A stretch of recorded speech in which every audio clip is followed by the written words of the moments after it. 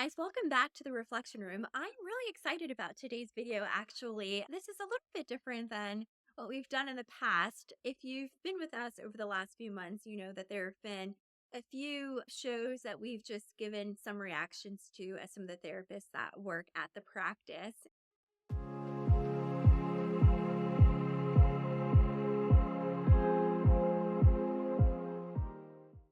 With everything that's happening in this world today, I feel like I've been talking to a few clients throughout the week, and it's like we're all dealing with larger systemic issues, and then there's like work issues, and community issues, and family issues, and individual issues. And so I'm like, you know what? Let's just do something funny and fun and have a really good time with mental health. Sometimes mental health can feel very heavy, and it is in many ways. There's a lot of struggle and a lot of pain, a lot of hurt, disappointment that comes along with mental health problems or mental illness. But, sometimes it can be really beneficial to also laugh a little and have a little bit of fun with this. So I thought I would do a reaction to a small bit that talks a little bit about her struggles with anxiety and depression. And I thought, why not, as a therapist who's been in the field now for I guess probably close to 2 decades, kind of look at it through the lens of a therapist, but then also just as a regular human being that kind of struggles with her own stuff too from time to time.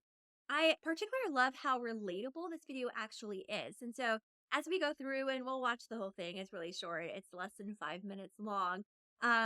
She talks about her own personal struggles and actually uses quite a few really unique stories and metaphors and ways to just kind of drive some of the points home. So I find it to be really relatable, and specifically about the part where she's talking about depression. There's like one section where she said, not to give too much away, but she says something about like how there are times where she feels like she can't remember why she feels the way that she does. And then when she thinks about it, then like all of the reasons why she's feeling really depressed kind of comes flooding in. And I thought, that makes sense. It's pretty relatable there.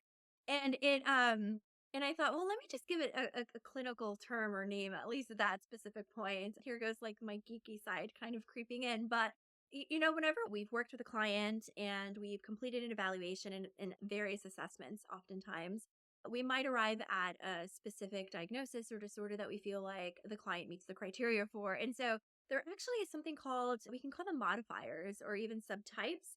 And so you just tack them on to the end of a specific diagnosis to provide a little bit more clarification on the specific way that the client is experiencing that specific diagnosis or disorder. And so when she talks about that, and what came to mind was how oftentimes we could add recurring depression to clinical depression as a way to really highlight how sometimes depression can really feel that way, where it's like experiencing dips and then you come out of the dips and then you go right back into the dips. And so it's just not one specific episode, but it's recurring for any one particular person. But yeah, so I thought we could get started, maybe watch a bit of the bit, and then maybe I'll pause it and then give some of my feedback and thoughts, and then we'll kind of go through the video that way. So all right, let's enjoy this together.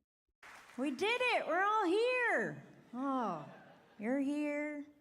You're here. I didn't think you'd come, but there you are. So I made a recent realization in my life that I'd like to share with you guys. There is no way to pick up pills that you've spilled on the ground without looking like a total human red flag. There's just no way to be like, oh,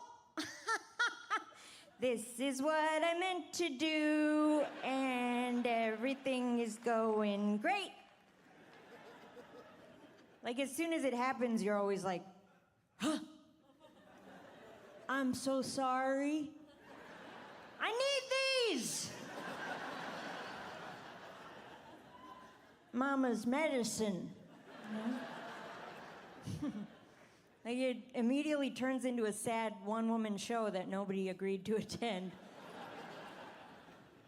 No, I do take a healthy diet of pills, but they are prescribed. Though I would say, pills, they're a great anytime snack.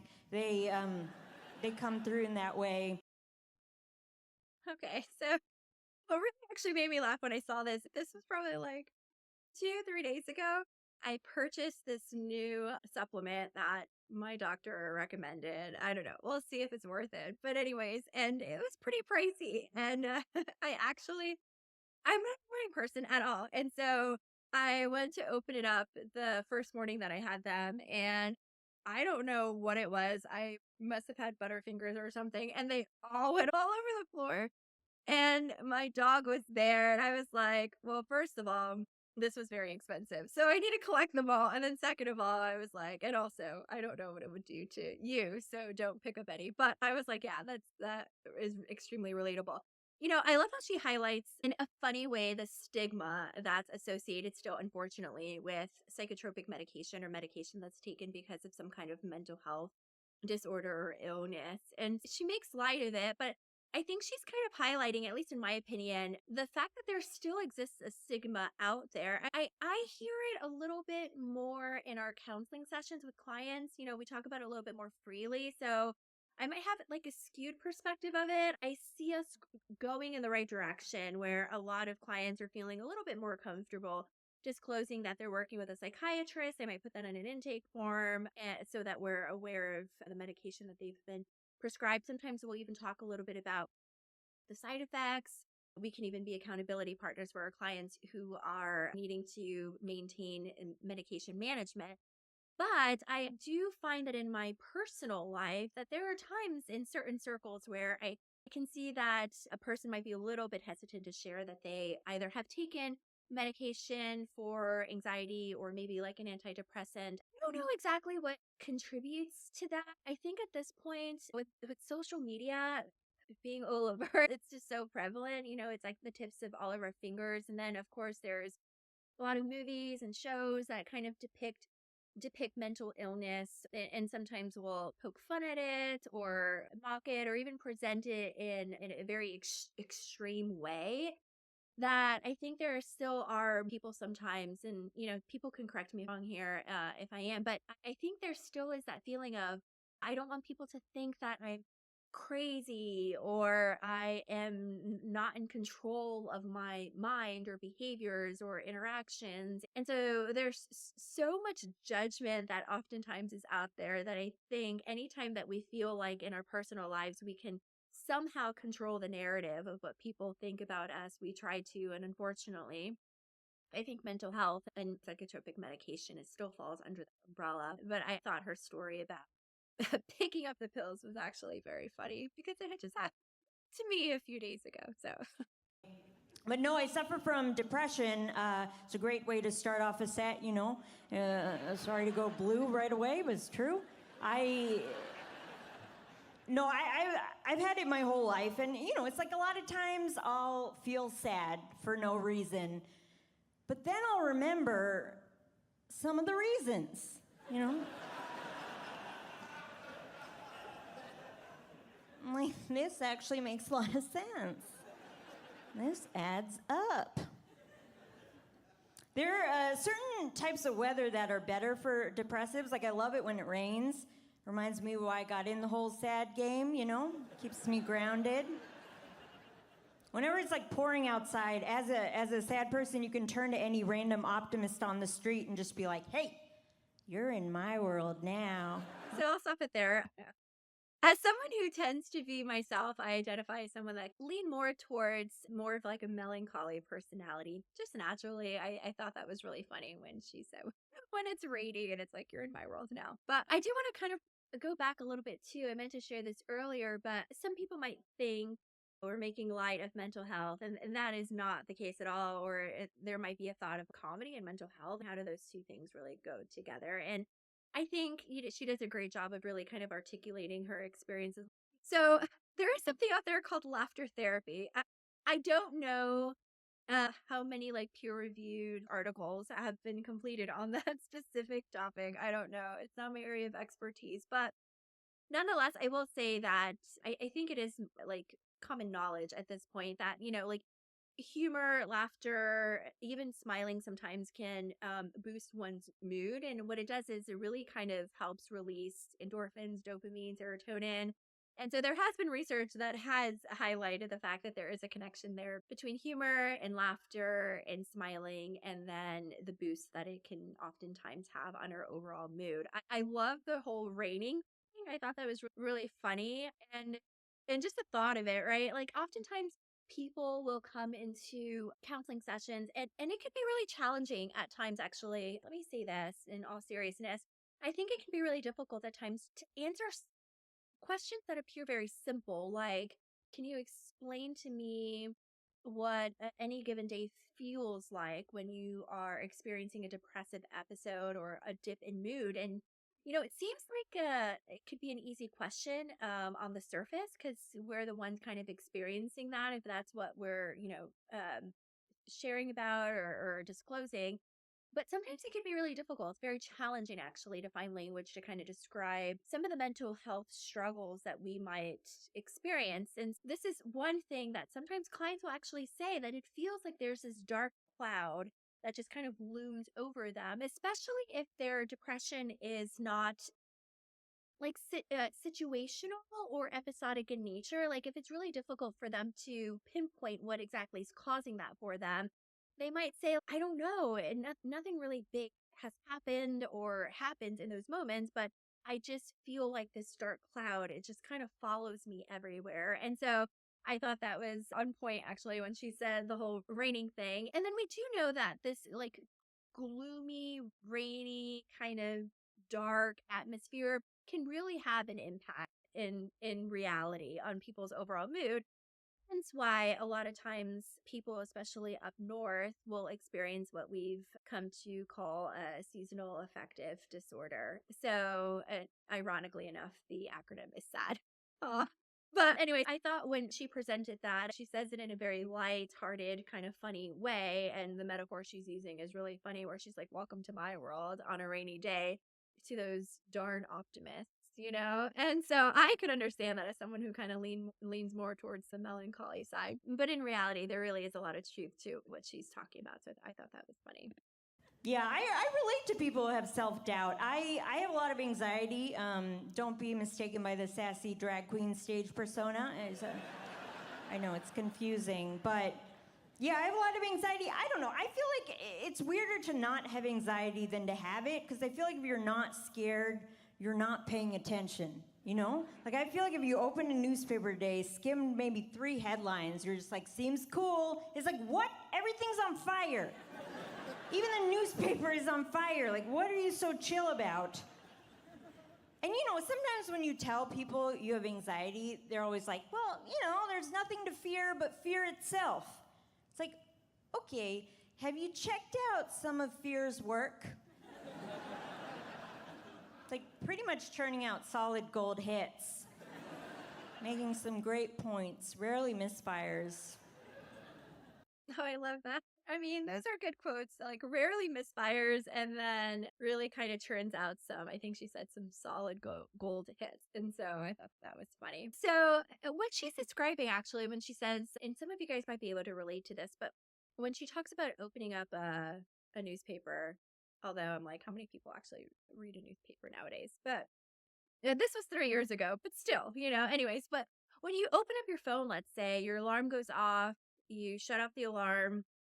Maybe you're not ready to get out of bed yet. So what's the first thing that we do? We check our phones, right? And so you're looking at text messages, and maybe you're opening up the news app, or maybe you pop open TikTok or Instagram, and you're just kind of looking to see what are the first few posts that come up in your feed.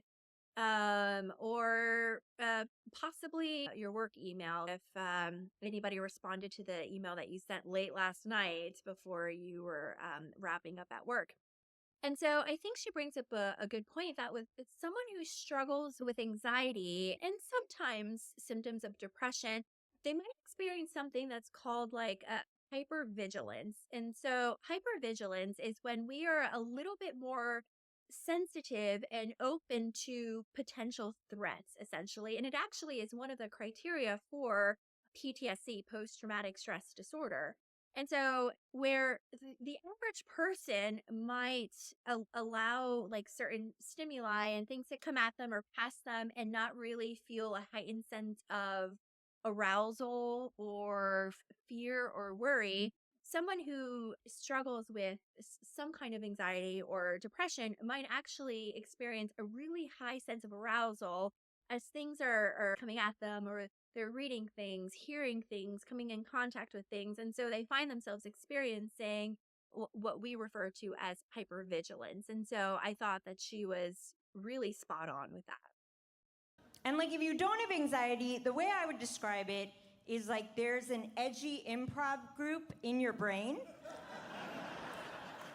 And it just needs like a one-word suggestion to spin like countless scenarios that no one's comfortable with. Like the whole time you're just like, when will this show be over? I just came to be supportive. None of these thoughts have a future. Okay, so I'll pause it there. I didn't want to miss this part where she calls it the edgy improv group in your brain. For someone who has struggles with anxiety for many, many years, and that's something that I disclose oftentimes with my clients when we're talking about anxiety. I've even, spoken about that with family members and friends, even on my social media. But I 100% can relate to this when she was talking about that. And it got me thinking about what we oftentimes, this might sound a little bit more relatable how I'm about to word it, but we refer to these moments as like the what if scenarios, right? So it's almost like we enter into this endless loop or spiral. It probably more so a loop because you really don't go anywhere of like all of these what if scenarios. And a lot of times, most of the time, 99% of the time, we're thinking of situations or scenarios that are not rooted in reality. They're rooted in our irrational, illogical fears. And so I thought that was really funny. And also, a lot of times we refer to them as what if scenarios. Sometimes clients will actually describe it this way where they feel like they are trapped in their head. So I don't know if anybody can relate to that the way I just worded it, but where you just feel like, can I just turn it off? Can I get a break from my brain? And it's less about the external stimuli and it's more about what she's talking about, which is like this internal edgy improv group that's in our brain that is just coming up, firing off all of these one liners or thoughts or fears or worries. And it just feels like we're just trapped up here in our heads. And I have all kinds of anxiety. I have social anxiety, which is ironically one of the most relatable kinds. It's a little weird. Sometimes mine will get so bad I can't even talk to babies without getting self-conscious. Yeah, like the whole time I'm just like, oh, what if I'm not an interesting shape or color? It's like make a fist, try to relate, take out your keys, meet them on their level. Yeah, social interaction is terrifying. I also hate this one. I hate when you're going in for the handshake, but the other person is going in for the fist bump, and then you realize you're in front of a mirror and you don't know who you are anymore. Okay, so I thought that was funny, the last piece about social anxiety. She was using the example of a baby, which obviously was, I hope, was a bit exaggerated. But she said something that really stood out to me. I don't remember exactly how she worded it, but she said something like trying to figure out how to relate to them. And that was really spot on when it comes to social anxieties. For those of you that might be a little bit unfamiliar with social anxiety, sometimes there's a misunderstanding actually too of what exactly it is. This is the way I always describe it. I think someone who every time they go out into the world, so whether it is a social gathering, a family event, a concert, maybe it's a work meeting, a conference, festival, a theme park, anytime they're anywhere out there where there are people that they are not extremely close to, that they don't have a very close relationship with, imagine them kind of drawing these thought bubbles over everyone's heads. And they're kind of plugging in what they think the person is thinking about them. And so people that struggle with social anxiety, oftentimes there's this worry or fear that the opinions of others is just negative about them and who they are, how they look, how they're behaving, how they're acting. So when she And sometimes I'm trying to think of how to relate to them. I was like, yeah, I mean, the way she just described that was perfect because when someone who is struggling with social anxiety, what oftentimes is happening is they're thinking that everybody's having these negative opinions or thoughts about them. And so that makes them feel just out of place, very uncomfortable, very awkward, which of course doesn't help the anxiety. It just kind of spikes it. But the solution is oftentimes either how can I minimize myself and make myself very small so that I'm not noticed as much, or what she said, which is how can I relate to them, whoever them is, whoever is in the group that's around them. And then that even feels a little bit disingenuous or insincere because then the person is no longer being themselves fully, but they're trying to somehow be a chameleon and kind of assume traits of the people that are around them, which again then ends up spiking the anxiety. So I thought it was funny, came across it, and why not have a little bit of laughter in the midst of just sometimes we feel like things, like she said, even the newspaper is on fire. And so I thought, why not take some time to really kind of laugh about it, joke about it, but then also talk a little bit of a seriousness about it too. Really, the main point too I wanted to drive home actually was when we see people that use their platforms in this way, celebrities oftentimes have been doing it too recently, or even when we share stories with each other about some of our struggles, like me sharing just a few minutes ago that I've struggled with my own anxiety. I feel like that kind of normalizes things and it helps everybody feel like they're not alone in their struggles. And so hopefully that provided you that feeling today. If you find yourself struggling or feeling like, am I the only one that's really dealing with this? The answer is no. But as always, our recommendation is to make sure that you go and speak to a mental health professional and get personal help. Well, thanks so much for spending these few minutes with me. I hope you had a good laugh just like I did. And as always, keep reflecting.